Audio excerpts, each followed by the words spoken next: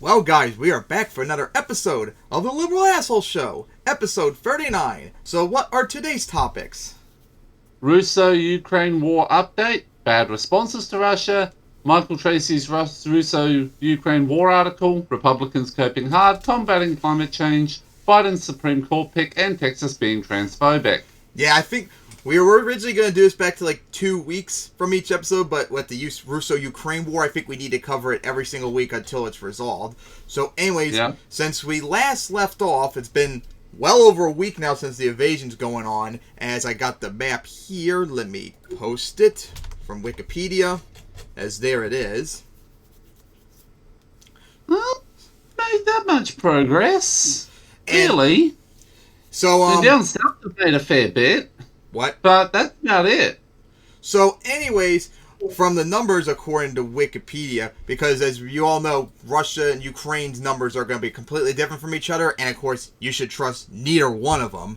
But officially, according to Russia, they had almost 500 troops killed, almost 1,600 wounded. Western officials think it's up to 5,800, whereas Ukraine says they've killed over 10,000 now. Which, if that's true, that's 10% of the invasion force, remember? So now, for Ukraine, they said they had 110 plus soldiers killed.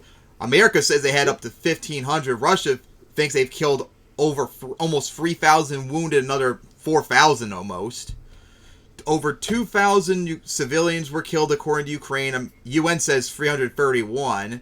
And up to 1 million refugees so far have been displaced. So, yeah, what do you guys see about this so far? Yeah, pretty scary at the moment. But at the same time, they're holding up a lot better than they thought they are. That they are. So, yeah, and since it's been out a week, we've seen how the economy of Russia is completely imploded to the point now where rubles are worth less than $1. Their stock market has been closed ever since the entire thing because they don't want to acknowledge how bad the loss is going to be. They've restricted like Facebook and other social media apps and made a prison will fine up to 15 years in prison if you talk bad about the invasion across Russia and all that. God. All of NATO and European Union are sending aid to Turkey all over the place. Russia unfortunately took over another nuclear power plant last night, which is 20% of Ukraine's power, which not good. And of course, they've done massive shellings and strikes on civilian targets, but they're not doing any targets on anyone, of course, remember. Yeah, so they're just destroying Nazi training camp, ISIS training camps. So, what else was I gonna say? Oh yeah, there is something that we might need to be concerned about, although some optimism maybe. Supposedly, Lukashenko, which is Belarus's president, might have accidentally revealed Russia's plan. I heard about that. Yeah. Oh, what an idiot! And what an absolute brain dead idiot. Well, I mean, what do you expect from authoritarians, remember? So he is one of the very few dictators in Europe. I say very few because we got Hungary's basically a dictatorship now as well. But if the plans were true, supposedly Russia would plan on doing an attack on Odessa, which is like one of Ukraine's biggest southern cities, and then they would hop over to Moldova and occupy Transnistria, which is a Russian-backed separatist movement, just like with Ukraine and the Donbass since 1992. Yeah, and then try to provoke the military, and then just do the same strategy with Ukraine, and then probably go on to try and take as many of the non-NATO countries as they can. And of course, if they actually did attack Moldova, they would probably flatten them within a day, because I found out they only have 6,000 troops for their entire army. Even Transnistria has more troops than they do.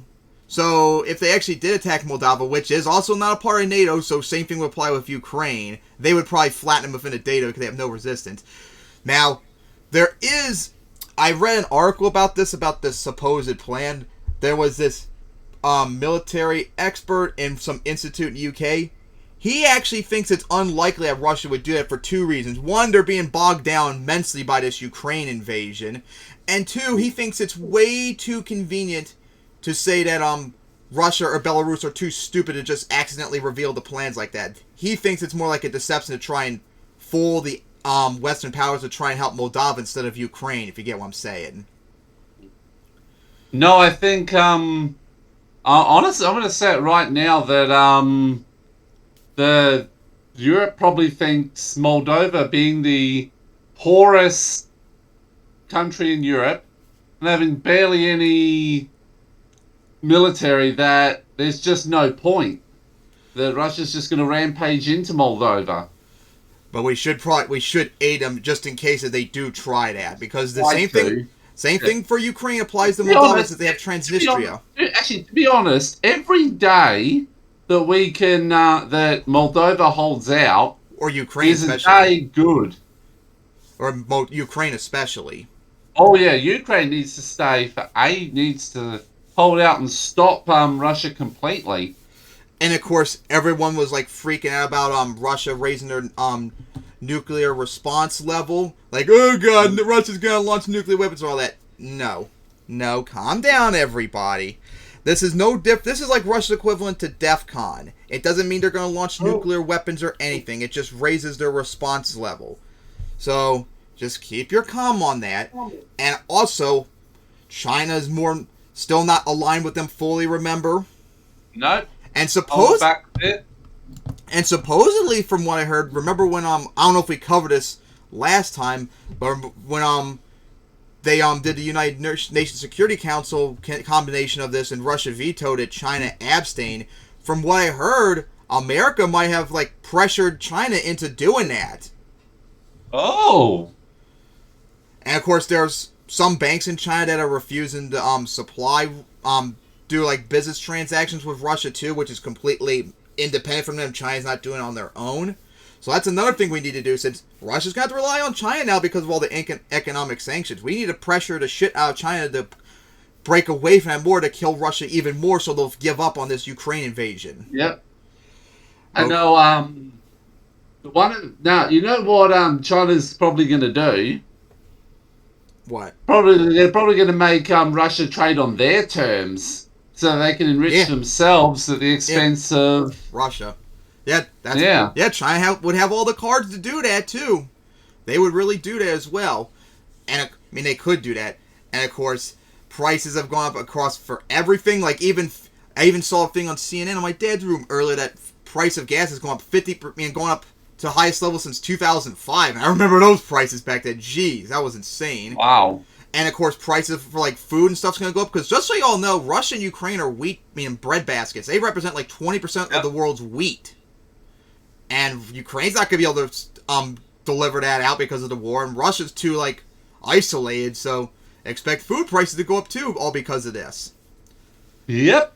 And there's been mass protests. Of course, we covered this in the last episode too about it, and about them cracking down on it. Like we keep saying to anyone that's in Russia wants to get involved in the anti-war protests, make as big of a numbers as possible. That way they can't arrest you.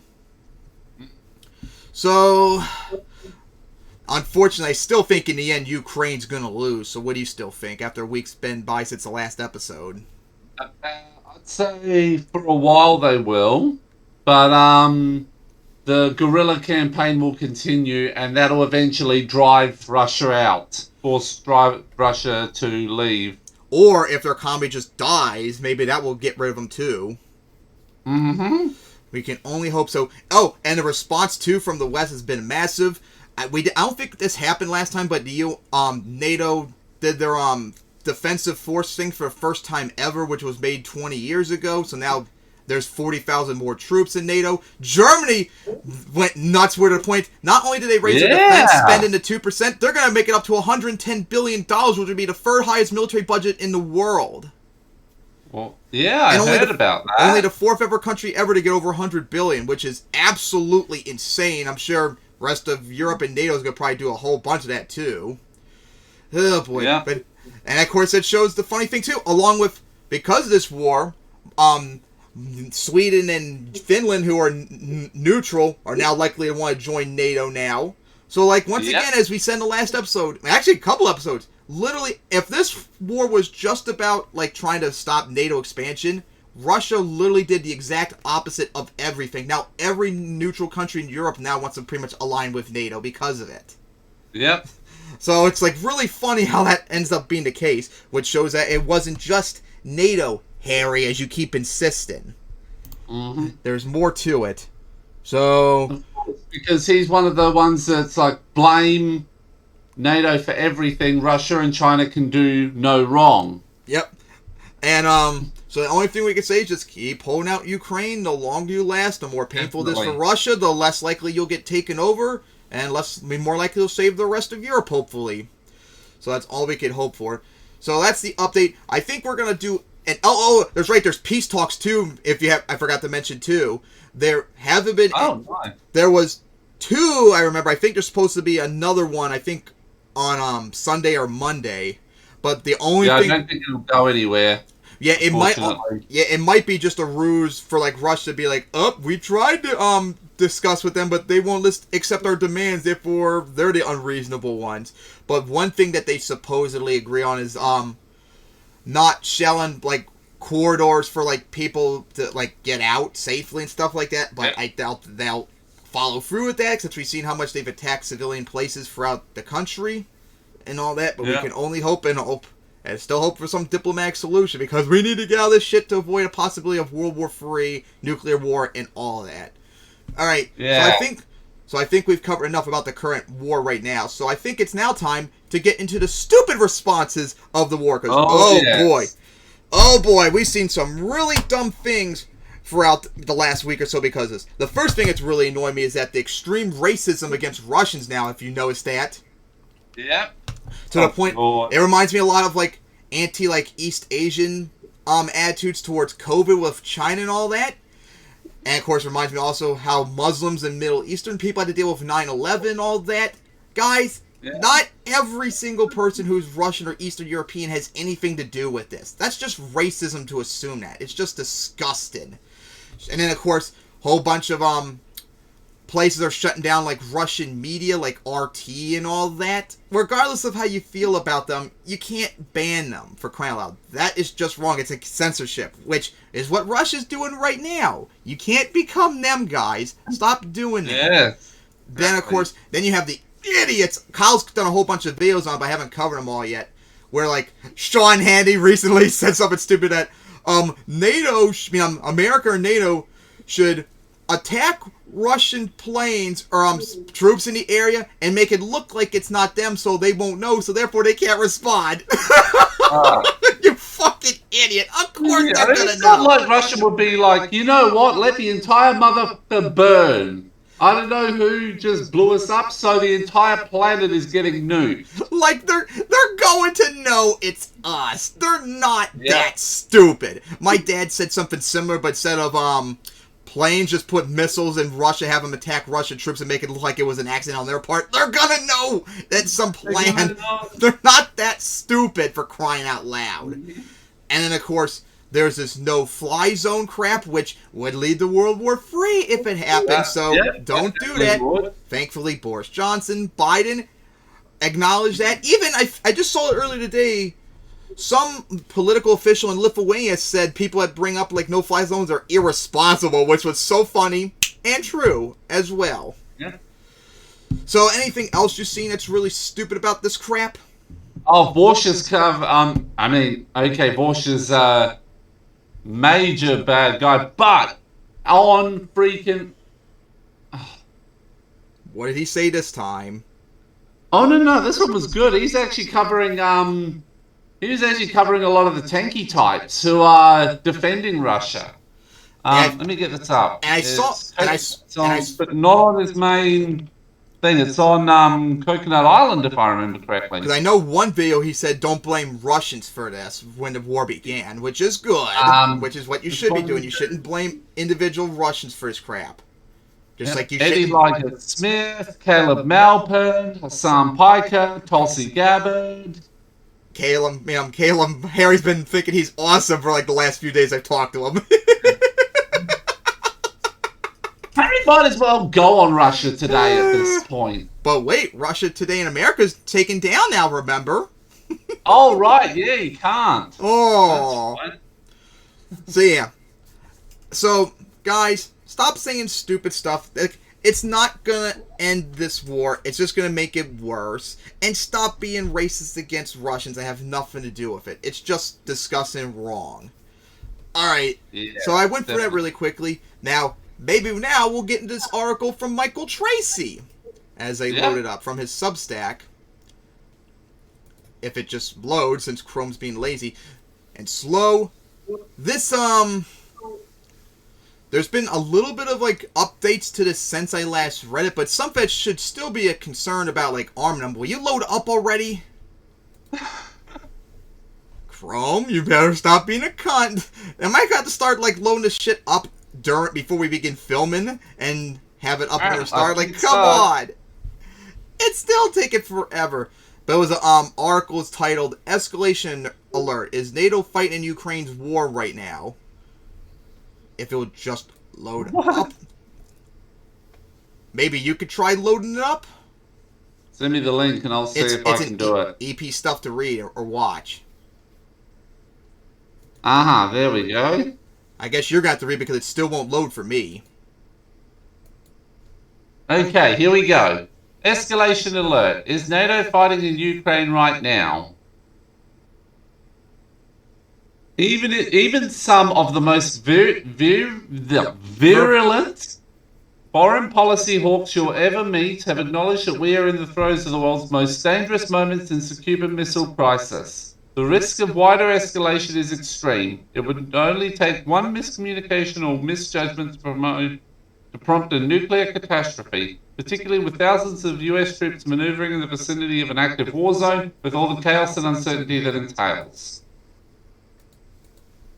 So here's one surefire route to such escalation. Are NATO countries currently engaged in combat operations in Ukraine? Because the difficulty one encounters attempting to answer this question doesn't make much in the way of optimism, at least if you'd prefer to avoid World War III. An obviously escalatory development came on Sunday night when Joseph Borrell, the top security official for the European Union, announced the deployment of fighter jets for Ukraine. This was a jarring announcement, as it's unclear what capacity the EU even has to do such an unprecedented thing. The details were also sketchy. Which European countries in particular will be sending... what's going on here? These fighter jets. I finally I know. I'm having some problems with the second screen all of a sudden. Well, I got finally load up, so maybe I can continue on. Good. Yeah. And on what? I'm back. And on what EU-related authority, assuming the countries involved are also NATO members, how would this not amount to NATO engagement in open hostilities with Russia, potentially leading to an unfathomable war scenario, which now seems to be in the cards? Take a look at how the Ukraine military is characterizing this process. The screenshot is from verified Facebook accounts of the country's Air Force. And it's about how much... It's showing like how many planes they're getting from countries like in NATO, Bulgaria, Poland, Slovakia, and it says, Ghosts of Kiev will now become more. 70 plus planes from the Ukrainian army. Our partners pass us MiG-29 and Su-25. If necessary, they will be able to base on Polish airports from which Ukrainian pilots will perform combat tasks. Glory to Ukraine. Here's the exact wording of the question I submitted to the spokesperson of the EU's Foreign Affairs and Security Polish Division, which presumably has jurisdiction over managing Borrell's fighter jet announcement. Could you please describe in greater detail where these EU deployments of fighter jets to Ukraine have originated from, and who is physically flying the jets in Ukraine? And here's the response I got. Thank you for reaching us. Ukraine needs are dire. EU member states are doing a lot and can consider the requests of fighter jets made by Minister whatever yesterday at the G7 Foreign Affairs Minister meeting. Upon the European Peace Facility, we will strengthen the Ukrainian armed force capacity to defend their territory and population. The European Peace Facility can support, for example, the delivery of arms, ammunition, guns, anti-tanks, anti-defense, etc. The EU, through the military staff, will act as clearinghouse and coordinate with member states the needs for the Ukrainian armed forces. If you notice, that's not a denial that the EU is currently involved in the deployment of fire jets to Ukraine, nor does the answer necessarily contradict the Ukraine military's claims that combat tasks are being launched from Polish bases, which would be a gigantic escalation if anything.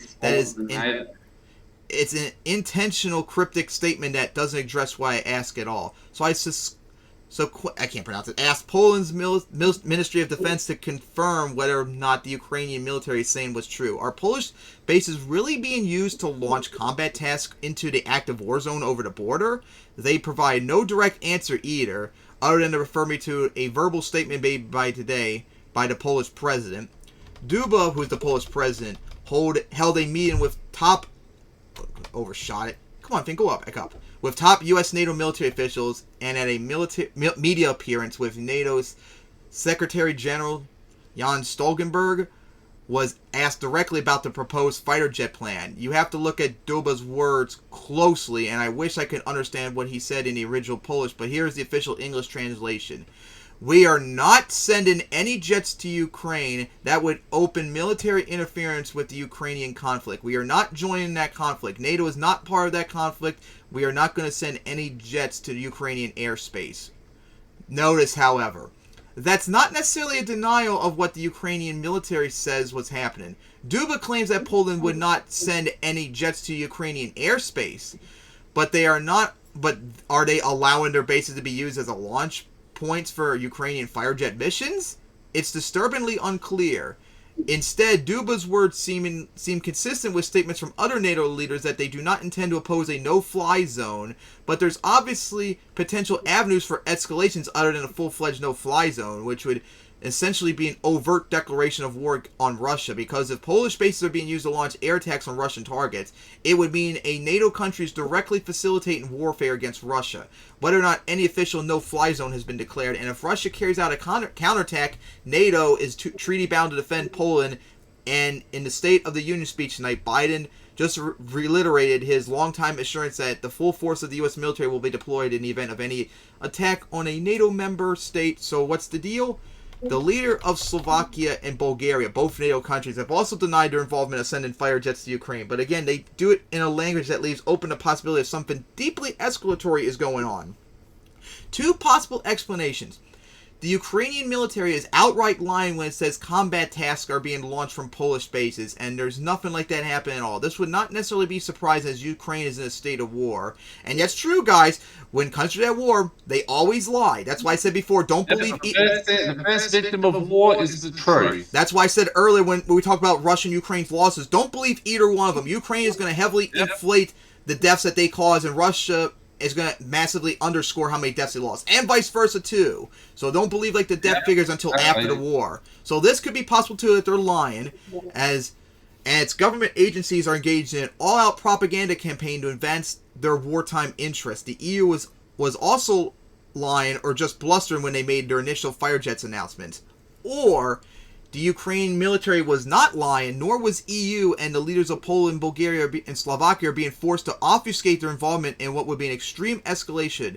Particularly Poland, which was claimed is hosting the fighter jets missions. I have heard from people familiar with EU security policy who are deeply skeptical of these countries' capacity to deploy fighter jets to Ukraine, let alone that the Ukrainian pilots are in any position to fly them. But it's not impossible. No one should rule out anything out right now in the absence of a verified fact. Whatever the real story here is, the ambiguity is highly worrisome. Stars and Stripes, the U.S. military's in-house newspaper, described the context as the U.S. and its NATO allies ramping up military support for Ukraine while trying to avoid getting drawn into a war. Seems a bit paradoxical, don't you think? If you're trying to avoid getting drawn into a war, isn't ramping up military support the absolute last thing you do? Here's what Samuel Charap, a fairly cautious analyst of the RAND Corporation, characterized the current situation in a tweet. We've arrived at a stage where avoiding escalation into a Russian-NATO conflict is going to take a lot of luck or effort. Existing guardrails are eroding by the day, if not the hour. There seems to be a point at which the escalatory spiral is going to be out of anyone's control. I don't know if we're at that point yet, but inability to get clear answers about what's going on is not a good sign. So, what do you guys say about this so far? Well, interesting. Because I've read up things afterwards in response to his article, and they do say, like, EU is not sending planes to Ukraine, which, well, depends on how they do it. Maybe good, maybe bad, since they are arming them. So I don't know what to say about this. But yeah, if that is true that they're doing missions from Poland, don't do that, please. That's going to be escalatory. That's stupid. If you're going to give them planes, just give them to them and let them take them over into their bases, for crying out loud. That way we could say, hey, we're not directly fighting you. We're indirectly, for crying out loud. So hopefully that's the case. All right, so that's it for the Ukrainian stuff right now. Now we can get into other topics. And now we can laugh at some idiots for once. Hey, thought that we get a good thing to laugh at. So anyways, Mike from the Humans Report did a video about some debate in Ohio with some idiot Republican dipshit losing a debate to a progressive, and the response is really funny. And of course, I see Discord's not working with the link, so I have to copy the link and post on YouTube. So here we go.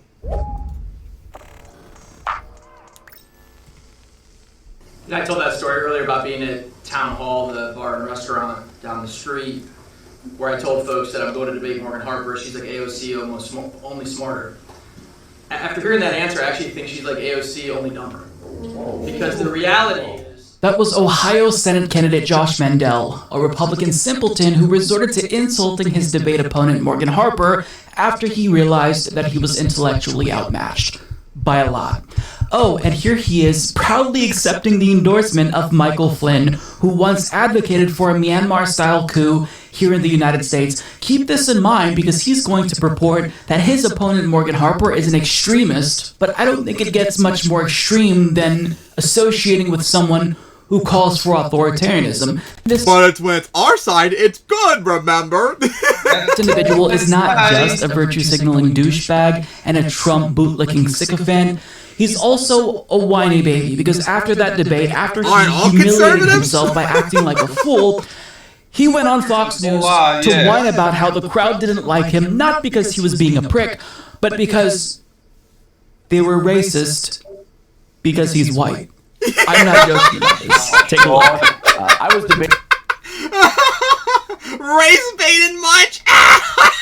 one of my Democrat opponents because I'll debate anyone, anywhere, anytime. And I challenged her to a debate, and I said, pick a spot. So she picked a black church here in the Cleveland area, in an urban, heavily African-American area. I showed up, and we had a hearty exchange of ideas and debated the policy views. And we're going to see how much of an idiot you made yourself in a little bit. Unfortunately, not only could the radical leftists I was debating against not hold their own, but then the audience started chiming in. You had guys there from Black Lives Matter. You had other radical leftists there who kept interrupting me, and basically they were asking me to leave because I was a white guy in a black church, and it's just it's horrible. It's because you're white. It's because you're white. It's not because you made a fool of yourself. Okay.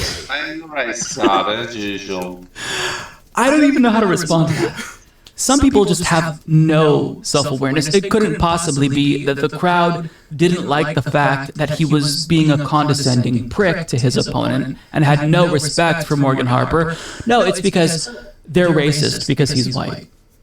Racism is alive and well, folks, and it's just the white people who are dealing with it the most. It's tough being white. As a white person, I've got to say, man, you don't want to know what it's like to be white in America, folks. What a fucking moron. I don't even know how to deal with this. Now, calling his opponent dumb is not the only dickheaded thing this dipshit did throughout the duration of the debate. So take a look at the way he responds to her and calls her angry multiple times. Why are you so angry? Stereotype. Yep. And if this is a woman, also a sexist stereotype too. Yeah. It's a common stereotype for black women to be accused of being angry all the time when they voice their opinions on it. It's just a racist trope at this point. All about political gamesmanship. First of all, Morgan, are you okay? Like, the question was about big tech, and you're talking about immigration. Are you okay? And second of all, why are you getting so angry? You don't have to get angry. The reality is these big tech companies... Yeah, I wonder why the audience didn't like him. It must be because he's white. Now, aside from being condescending and overly arrogant, He's genuinely stupid, and he demonstrates this throughout the course of the debate. Therefore, in my opinion, I think it's obvious that when he calls her dumb, it's projection because he has no policy substance. Because throughout the course of this debate, she ran circles around him. He had nothing but platitudes. I mean, he's someone who prides himself on running on God, guns, and Trump, where she's actually talking about specific policy prescriptions that would help people in Ohio. So this person is a dipshit, and when he called her dumb, he was responding to her arguing vehemently in favor of Medicare for all, and not just Medicare for all, universal mental health care programs, which I don't think gets talked about enough. But take a look. So he's going to share some of his beliefs with respect to policy, and then watch the way that she responds when he claims that she's angry. After hearing that answer, I actually think she's like AOC, only dumber. Because the reality is, if we had universal health care in this country, it would bring down the quality of health care for every American. Wrong. People like Morgan Harper and leftist organization funded by Mark Zuckerberg and others to commit fraud and cheating in the election. Stealing elections again, like Republicans always do. It's insulting for you to say that somehow I'm trying to suppress the rights of blacks to vote. While you were prancing around, sipping lattes at Stanford and Princeton. Starbucks, a typical liberal trope. Putting my life in the hands of black men, and they were putting their life in my hands. So, I'm not racist. I've served in the military full of blacks. Oh my God. I have not fought, and I have not... He probably just kept his racism to himself because he knew if he didn't, the blacks would kick his ass. To vote, it's just, it's ridiculous. So you can go out there and ride your scooters with your liberals and drink your lattes. But the reality is, I have actually stood the stereotypes, keep them coming. Nothing healthy or sanitary about putting a face diaper on a 5-year-old. Of course, mask or face diapers, and he's against putting masks on kids. Of course. Child abuse. But you have it's child abuse to put a mask on your kid. He wants some fucking Carlson, hasn't he? This is great. This is exactly what I need after talking about the war. Like, Morgan Harper, AOC, Elizabeth Warren, Bernie Sanders, these people are loony. You're loony! Radical and loony. That any time a black woman is standing before you and has an opinion, that somehow that suddenly becomes angry and out of line. Racist trope! So And sexist trope as well. You better be prepared Some to have degree. a lot of black people stating what we need and what we are advocating for in front of you, and be able to do that without pulling on racist tropes, because that's what we've heard a lot of tonight.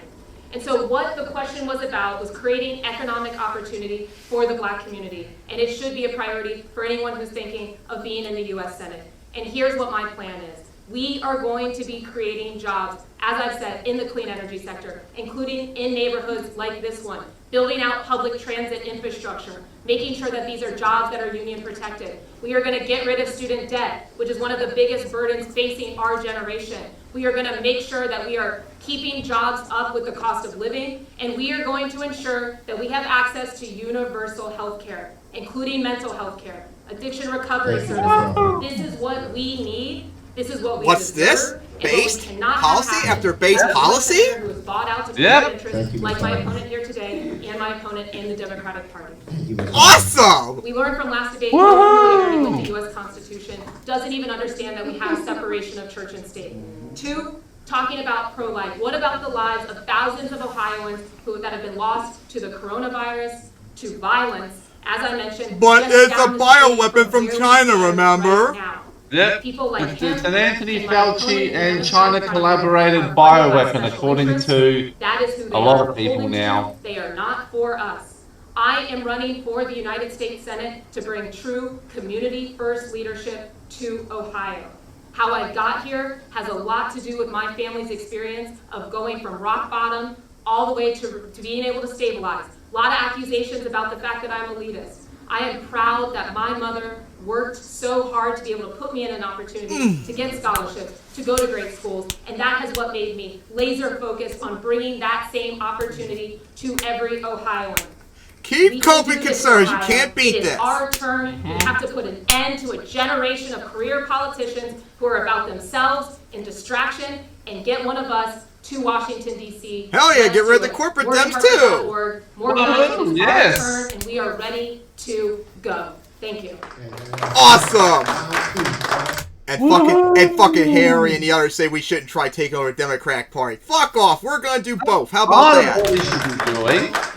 No, what we should be doing is you have Both. you try to get the Democratic Party, you try to have your third party thing, but you got to do that from the bottom up, and you got the external, got to have all the tons of external pressure to keep them in line. Yep, all three. Not even giving him a handshake. That was incredible, and I love that she didn't shake his hand. No respect for you, buddy. Sorry you didn't respect me, so go fuck yourself. I'm not going to shake your hand. You called me dumb. You called me loony. You said that I'm an extremist when you're palling around with people who are calling for the end of democracy in the United States in favor of a dictatorship. Good. Fuck you. I'm not going to shake your hand. So I love that, and I love her response there. Let's recap here that clip. There was a lot there. So he implied that she wanted to use vote by mail to cheat. I live in Oregon. Vote by mail has been the norm since I've been old enough to vote, and guess what? It works really well. Both Republicans and Democrats here like it, and if you took it away from us, we would be pissed off. It just makes the process of democracy easier, but he thinks she specifically But wants to they use don't that. like easy because they want to rig the elections. Because they know more people means less votes for them. To cheat. Right. But yet, he supports Trump's effort to cheat. He supports the big lie. He advocated for this throughout the debate. So she wants to cheat with vote by mail. He also claimed that he's not racist because he was in the military and there were black people there with him. Wow, well, I mean, I'm convinced. Wow, you had black people in the military with you. You were both fighting in wars. Cool. I guess that confirms that you're not racist. Hey, I saw a black person once at the store. Not racist. Didn't say anything. Didn't say anything offensive whatsoever. That means I'm not racist. I mean, this logic here is childish. This is a child. He also that's what conservatives are. said that masks were child abuse, and he called them face diapers. I mean, he is a Republican talking point machine with a douchey twist, and probably 90 times more insufferable than the average chud. What a fucking dipshit. He might be more insufferable than Ted Cruz. No cap. Like, I actually think he might be worse than Ted Cruz. That's not possible. So smug, so overly arrogant. Where does all of this confidence come from? You know nothing. You know fuck all about politics. Ignorance is bliss, remember. You got your clout claim, so all you could do was insult your opponent and claim she was angry. How are you not angry given the state of the world? How are you not angry? How can you just prance around as if everything is copacetic in the United States? Our country is fucking falling apart. And you think it's weird that she's angry? If you're not angry, you're uninformed.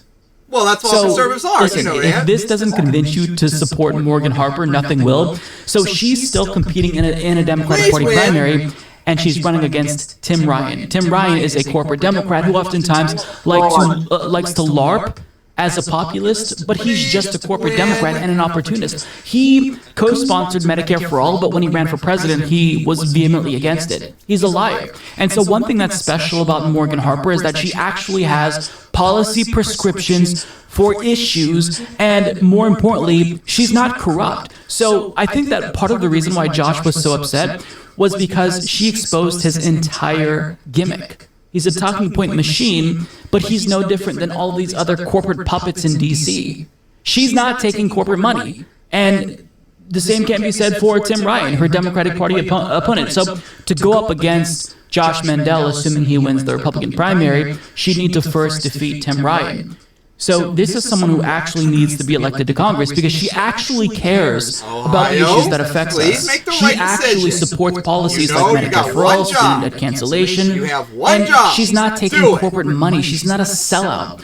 And also, please elect Nina Turner this time around because she's running again. So go support Morgan Harper, MorganHarper.org. Send her a few bucks if you can. We don't need another corporate Democrat in the Senate like Tim Ryan. We need to get rid of them, and we need to make sure idiots like the person she debated against doesn't get in power either. Because he would do nothing to meaningfully change this country. We need another Bernie Sanders in the Senate. We need a Morgan Harper in the Senate. And that debate was just incredible. So this really is a good example of what happens when you crush your opponent, when they don't have policy substance and they just have right-wing platitudes and talking points. They get angry and they lash out at you.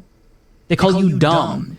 But it kind of just confirms that he was losing the debate, and he knew it, because what else was he going to do? He's an intellectual lightweight and a simpleton who's trying to ride on Donald Trump's coattails. He doesn't have a single unique thought in his head, whereas Morgan Harper does. Is there anything she in that actually head? is a unique individual who's coming up with solutions that aren't being proposed in D.C. See robot brain. I'm honestly surprised he wouldn't want to support mental health, because I think he needs some of that. You know, it's really egregious the way that he treated her, but you know why he was doing that, because he was losing, he was looking weak, and she was absolutely wiping the floor with him, and he didn't like that, so he had to try to find a way to save face, and he insulted her, but it just made him look like an ass, and it made him look even dumber when he claimed that the crowd didn't like him because they're racist. They're not racist, Josh. They just don't like you because you have no policy substance and you're an asshole. Nothing more satisfying than watching a progressive win doing nothing Luigi style. So what do you got to say about that? That was awesome! Oh, no surprise coming from a Republican idiot, but man, that was epic. Oh, that was so funny. So hard with losing so badly. Right-wing platitudes, racism, race baiting, everything. Yeah. Alright, so now we're going to go from something very funny to something also is pretty serious. Like right now, the short-term threat to civilizations like nuclear war, but there is something that's a long-term threat to us. Climate change. And we have not done a really detailed discussion about that. So there's this YouTube channel I watched for a long time. They do very well in-depth videos, if you ever heard of them. At this channel, I post in future episode ideas. They did a video on, is it too late to stop climate change? Well, it's complicated. So they talk about like all the solutions to combat climate change, and I think we should watch it. So here we go. This is a very good video. Climate change is just too much. There's never any good news. Only graphs to get more. Oh yeah, and it was a report that came out like a few days ago, but no one really covered it much because of the Ukraine war. It doesn't look very good either, as always. Delaying is death. More red and angry. Almost every year breaks some horrible record, from the harshest heat waves to the most rapid glacier melt. It's endless and relentless. We've known for decades that rapid climate change is being caused by the release of greenhouse gases. But instead of reducing them, in 2019 the world was emitting 50% more CO2 than in the year 2000. And emissions are still rising. Why is that? Why is it so hard to just stop emitting these gases?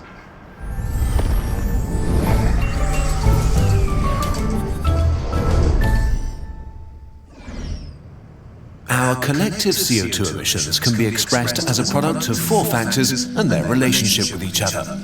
Two of them explain why worldwide CO2 emissions are still rising, and two explain how we can stop that. Population size, economic growth, energy intensity, and emissions per energy unit produced. Number one, population size. People need food, homes, and clothing. And they demand luxury products from iPhones to $1 cheeseburgers. More people, higher CO2 emissions. It's a very simple equation. The global population is growing, and according to the UN, it will level off at about 11 billion in 2100, which is 40% more than today. I see some estimates that can range from like 7 billion up to like 13 billion a few years ago. The only way to slow down this growth is investment in healthcare and access to contraception and education. All three of those things conservatives do not like. In developing countries. But even with massive investment, it will take a few decades for the effects of lower birth rates to manifest themselves. That's mostly the case already in like Europe, Japan, and Russia. All that. It's mostly the Africa and the Middle East that still are having massive population growth, and that's going to take decades. Like I remember, I think it was Niger. The average child per woman's like 8. Yeah, but also remember that like 2 or 3 of those kids will die without reaching adulthood. Honestly, probably over half of them would, sadly.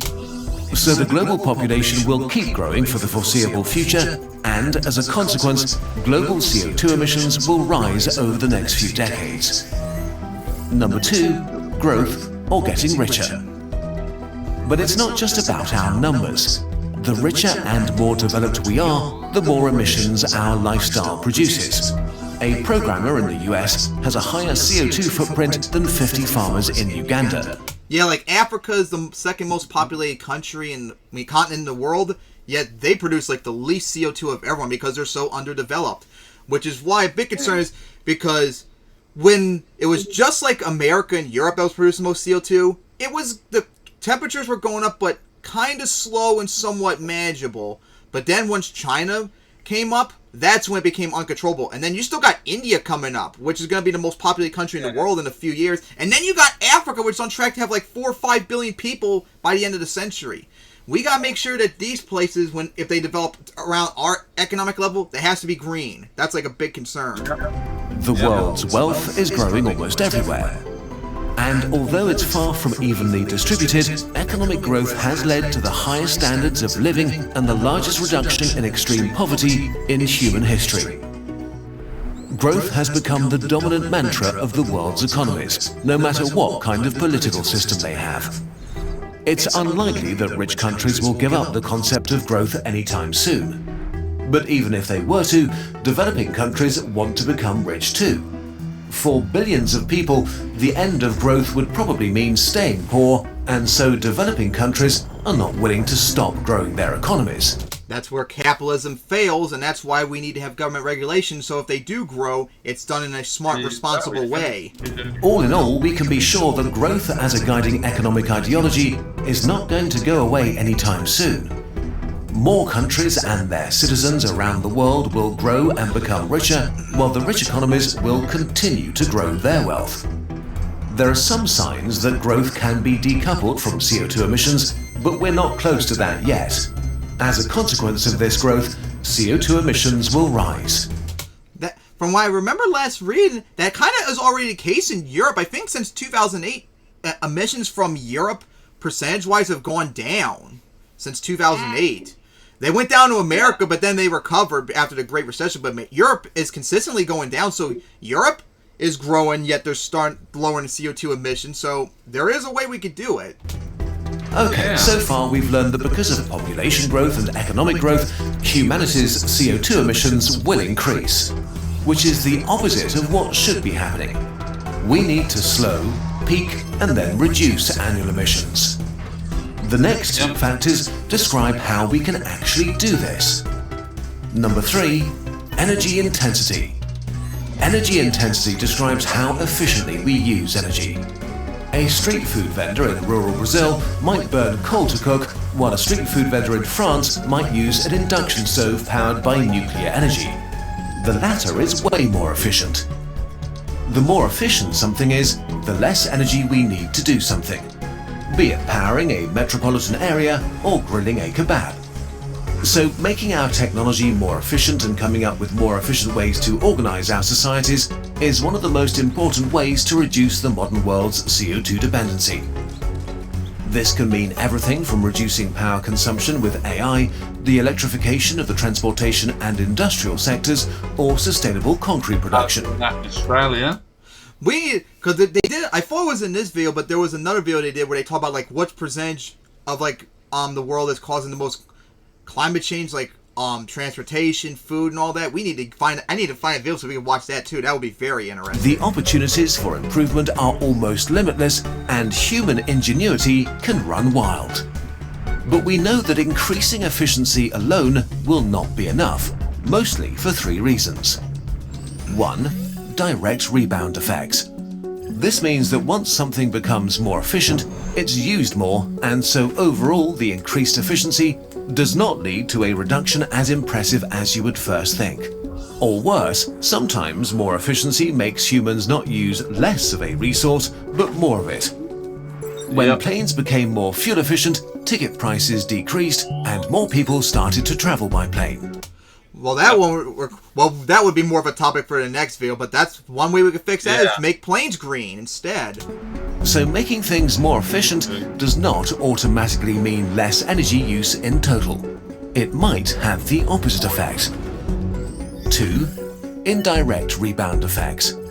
Sometimes when you save money on a thing that's become more efficient, you might spend it elsewhere.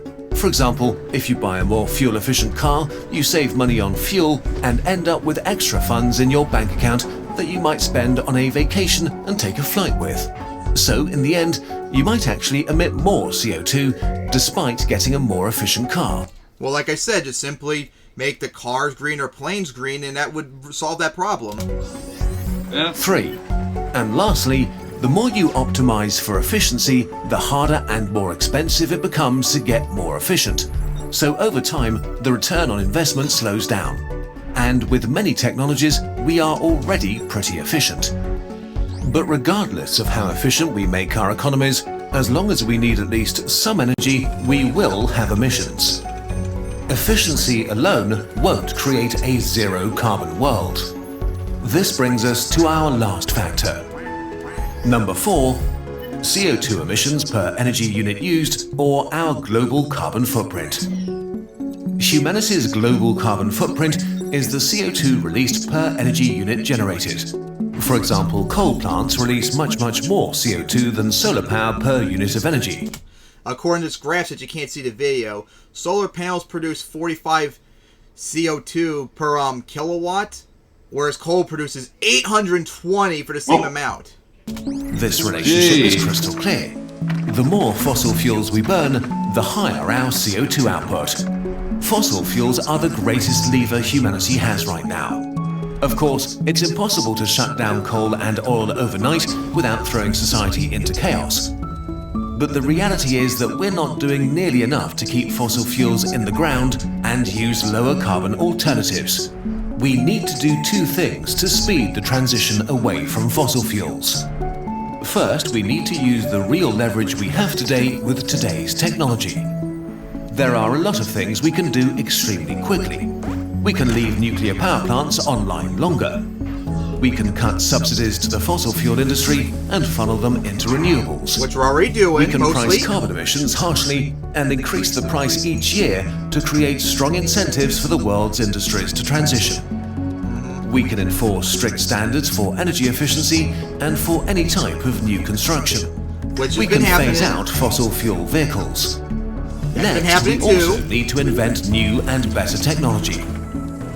Without And another thing too, I noticed because the war in Ukraine, because now everyone's trying to like divest from Russia because of it. Germany now has actually moved up their transition to green energy. Now they're going to try and be 100% renewable by, I think it was 2035 instead of the 2040s like France was. new technologies and innovation, it will be impossible to achieve a zero CO2 emission world, be it from technologies like carbon capture or a new generation of nuclear power plants to new batteries that revolutionize the energy storage from renewables. But innovation takes time, years and decades, and we don't have this time. Every year we keep adding more carbon to the atmosphere. This means we can't keep relying on innovation alone. We need to find ways to reduce emissions today while we invent what we will need in the future. The less fossil fuel we burn over the next few years, the more time we give innovation to catch up. The more low-carbon energy infrastructure we build today, the more we can compensate for economic growth and the people born today. The more coal power plants in construction we stop from being finished, the more CO2 we save. Unfortunately, from what I heard, that's actually gone up like in the last few years now because of COVID and now the Russian invasion, sadly. Innovation or the alternatives we're using today alone can solve rapid. Although, I think it was coal plants were, I think from what I heard recently, like a climate report that the world might ban like coal power plants being made by like 2030, but it needs to be a lot sooner than that. Climate change. But innovation, together with a decisive move away from fossil fuels where it's possible today, could do it. Solving climate change will be complicated. We have to account for the needs of billions of people and the reality that right now, society runs mostly on fossil fuels. This will not change overnight, but it needs to change as quickly as possible. and it is still very much possible. We'll look at different aspects of climate change and how to solve it in more videos. Yeah, Let us know which what I'll kind hopefully of... find when we do the next episode, because there was one video where they actually talk about what produces the most CO2 in the world in depth, and I want to talk about that because then we can figure out what we can cut down the most on. So I gotta look desperately for that. So we gotta see about this video though from this channel. Very interesting. Yeah, we need like in order to Topics quite well from what I'm seeing. Yeah, but in order to really combat climate change, it's going to require government intervention, and it will require capitalism, but it's got to be government regulated to force capitalism in that route, because you need both of them in that regard, and you need to get rid of, like, corruption from the fossil fuel industry, too, and all that. Yes. All right, so I think we've talked about enough. I'll hopefully find the video come out for the next episode, because I definitely want to talk about that. All right, now on for the next one. Biden's Supreme Court pick. Both, I think, it's surprisingly decent. Yep, here's Kyle's video on it, so haven't watched it yet, so let's see what Kyle had to say about it as I now get the link. Joe Biden made his Supreme Court pick, and I'm surprised, man. It's a shockingly decent Supreme Court pick. Now, not everything is not perfect, but it's honestly better than I would have expected and as good as I can imagine given the state of our rotten politics. So let me give you some information on her here. New York Times says, as a public defender, Supreme Court nominee helped clients others avoided. Ambitious lawyers usually become prosecutors. Ketanji Brown Jackson worked on behalf of criminal defendants and Guantanamo detainees. After the Supreme Court's landmark 2004 ruling that Guantanamo Bay prisoners could file lawsuits challenging their indefinite detention, the federal public defender in the District Court of Columbia took on several such cases and assigned a young lawyer in his office to handle them. Ketanji Brown Jackson. Quote, they involved very complex legal issues that were just being worked out, and it needed someone who was incredibly bright and an incredibly good lawyer, recalled the public defender A.J. Kramer. Quote, we thought Ketanji was the best fit. Ms. Jackson, who went on to become a federal trial judge and then an appeals court judge, is now President Biden's Supreme Court nominee. But her 2.5 years as an assistant public defender, including her work on behalf of accused terrorists and of criminal defendants, is likely to receive particular scrutiny under the glare of her coming confirmation fights. We're going to get to more on that in a second. Lawyers who harbor ambitions to be a judge, as she clearly did, having written in her high school yearbook that a judgeship was her goal, typically serve as prosecutors who help put criminals in prison. If confirmed, Judge Jackson would be the modern court's first justice with experience as a public defender. She has also had to navigate the politics of having represented unpopular clients. At her confirmation to be a district court judge in 2012, for example, Senator Charles E. Grassley, Republican of Iowa, challenged her about Guantanamo work, saying her record raised some concern about how you will handle terrorism cases that may come before you. Okay, so I should point out that for previous positions she was in, she was approved with even, I believe, 3 Republican votes. Her resume, in terms of, you know, how much experience she has, is ironclad. Ironclad. So let me read you some more. They go on in the New York Times piece. They say, Judge Jackson has deep roots in thinking about criminal law from multiple perspectives. One of her uncles was sentenced to life in prison on cocaine charges, but another was Miami's chief of police. A third uncle was a sex crimes detective. As an undergraduate at Harvard, she wrote a senior thesis in 1992 titled The Hand of Oppression, Plea Bargaining Processes, and the Coercion of Criminal Defendants. That's a super important issue, and it happens all the time. You know, you coerce criminal defendants into pleading guilty when they're not guilty, and then they end up cutting plea deals with them and locking them up because they tell them if this thing goes to trial, you're going to go down even though you're innocent. She knows that problem. She wrote about that problem, and highly unlikely I thought I'd ever see somebody that maybe gets on the Supreme Court who understands the nuances and the complexities and that important perspective.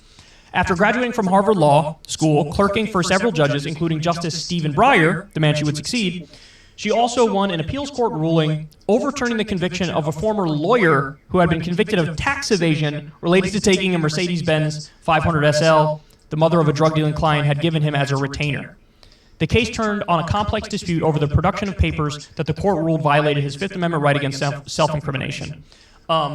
So that I told you not everything's perfect. She did, some characters who she defended were suspect at best, but there's a reason why she's in that field, because this is an important point that authoritarians overlook.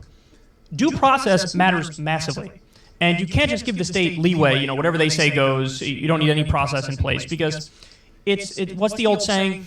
It's much better to let one guilty person go, or to let 100 guilty people go than have one innocent person locked up. And actually following the process and making sure the law is applied objectively and fairly, and representing people who might be otherwise contemptuous, it's one of the most amazing parts of having a criminal justice system that truly is fair. Like, even the worst of the worst get their day in court. And that's the way it should be. Now, unfortunately, it hasn't been like that for a while. And for a long time at Guantanamo, it's like, look, no due process, no habeas corpus, we're just going to lock you up and throw away the key. And the argument is, these aren't citizens, the Constitution doesn't apply to them, they're enemy combatants. And so none of the rules apply. And Ketanji Brown Jackson, or Jackson Brown, excuse me, I'm fucking up her name here, which is a shame, but she definitely does not believe that. And she 100% is in the right on that issue, on the proper side of that issue. By the way, another thing she was involved in is reducing sentences for drug crimes. So she was very critical of, remember the disparity when it came to crack cocaine versus cocaine? And it really is just totally racially motivated. Black people, by and large, did crack, and white people, by and large, did cocaine. And so you get way more time for crack cocaine than cocaine. She was involved in reducing sentences for drug crimes. Now, to go back to what they're going to hit her with, of course they're going to hit her with, like, you defended terrorists. Look, guys, I don't know the specific cases of the specific people that she defended, but the fact of the matter is, and you know this if you've watched this show for a long time, the overwhelming majority of the people who were locked up at Guantanamo Bay were totally innocent. What happened was the Bush administration cut a deal with warlords in Afghanistan and Pakistan and told them, hey guys, we just got hit on 9/11 here, you got to send us terrorists if you know where they are. And so you had the government of Pakistan just like, and warlords just round up people who were their political enemies and ship them to the U.S., and they were locked up in Guantanamo with no due process whatsoever. And so it turns out warlords in Pakistan are not the most trustworthy people. And it came out over time that most of the people we were locking up at Guantanamo didn't do anything wrong. Weren't affiliated with Al-Qaeda or jihadism, didn't attack us on 9/11. And we know the story of a whole bunch of them. I mean, we covered the story of Murat Kurnaz very famously a long time ago. Murat Kurnaz is a German citizen who was shipped to Guantanamo. And eventually Germany had to intervene and say, look, this guy's not a terrorist, you got to let him go. He was a German citizen who was like in Pakistan or Afghanistan, he was rounded up. And so this is why due process matters. This is why it's so important. Because you can't just trust the government to say, I think this person's guilty, so you got to lock him up. It's like, no, there needs to be a process where evidence is presented and all the facts are out there, and you can make a reasonable decision based on that. And so for her to be a criminal, a criminal defendant, or criminal, why am I blanking on this word? For her to defend criminals, and for her to defend accused terrorists, it shows that she believes in that system, and she believes in accountability, and she believes in justice. And look, if at the end of the day these people are guilty and they get locked up, sure, it is what it is, but everyone needs to have their day in court. And my guess is a lot of the people she defended actually didn't do anything wrong. And so she played a very pivotal and important role. So massive credit here to Biden, surprisingly, for picking the least bad option. Because there was another option that was on the table that was being pushed by James Clyburn, who was just a rank corporatist who is exactly what the Republicans would have wanted. And in fact, some Republicans did come out and argue for Clyburn's pick.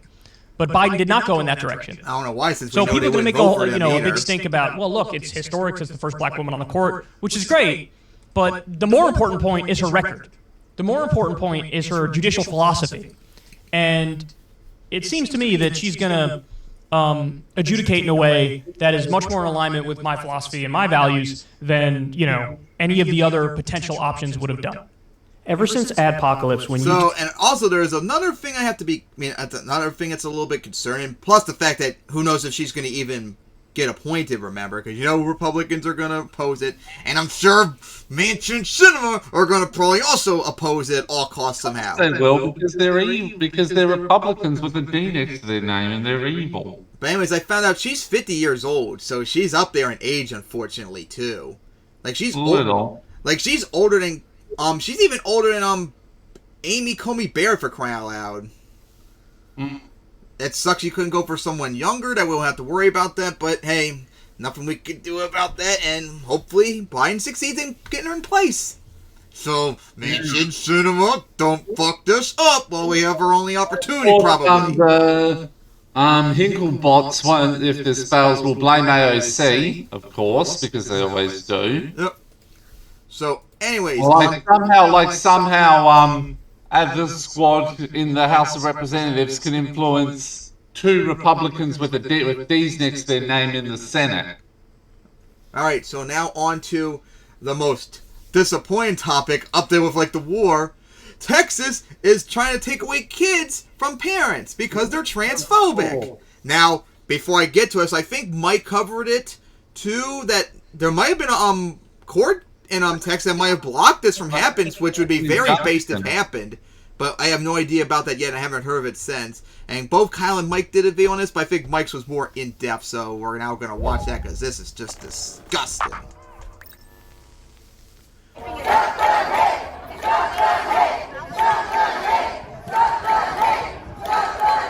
That was grassroots activists at the Texas state capitol protesting the governor's new directive to investigate parents with trans children if they seek out gender-affirming care for their trans children. So in other words, if you're a loving, accepting, and affirming parent, you are a child abuser, according to Governor Greg Abbott and Texas Attorney General Ken Paxton.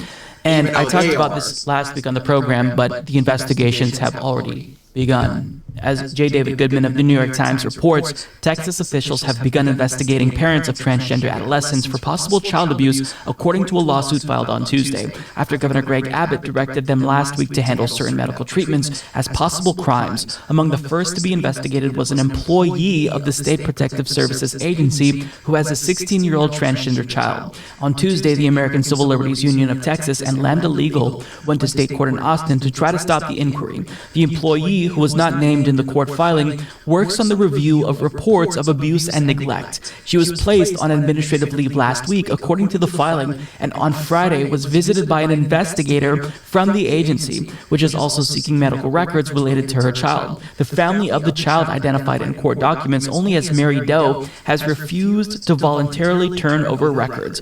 We are terrified for Mary's health and well-being and for our family, wrote the employee in a declaration filed with the suit, in which she and her husband are identified as Jane and John Doe. Quote, I feel betrayed by my state and the agency for whom I work. She added, not providing Mary with the medically necessary health care that she needs is not an option for us. And that's really important. So, gender-affirming care is medically necessary. Not only does it reduce depression, but it also reduces suicidality. This is why the American Medical Association and American Academy of Pediatrics all say that gender-affirming care for trans youth is not only appropriate but necessary, because this is what is needed to help them. But Texas is saying, no, we know more than the experts and the parents themselves, and we will intervene into these families and unilaterally say, if you seek out gender-affirming care for your trans child, which is the right thing to do, we're going to treat you as a child abuser. And ironically, they're treating somebody who works for the state of Texas, who actually has experience investigating instances of abuse and neglect, as a child abuser, as if this person wouldn't know what is and isn't child abuse. But because they love their 16-year-old trans child, well, this family is being treated as criminals by the state of Texas. Why?